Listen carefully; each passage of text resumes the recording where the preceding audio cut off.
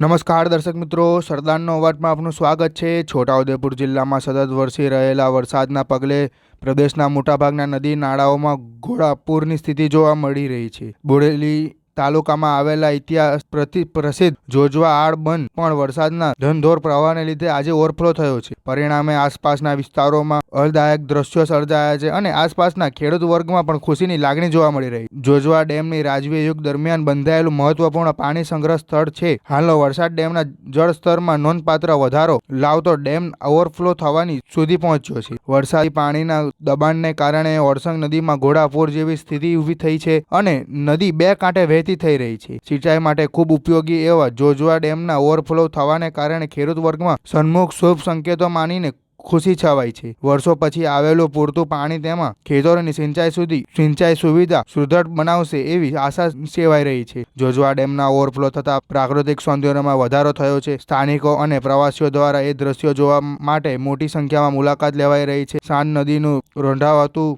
રૂપ હવે પ્રવાહી શક્તિ સાથે વહેતું જોઈને લોકો આકર્ષિત થઈ ગયા છે। અંતે કહીને તો આ વરસાદ ખેતી માટે આશીર્વાદરૂપ સાબિત થઈ રહ્યો છે અને જોજવા ડેમના ઓવરફ્લોથી અનેક ગામોના પાણીના સ્ત્રોતને નવો જીવ મળ્યો છે। રિપોર્ટર શકીલ બલોચ દ્વારા છોટાઉદેપુર।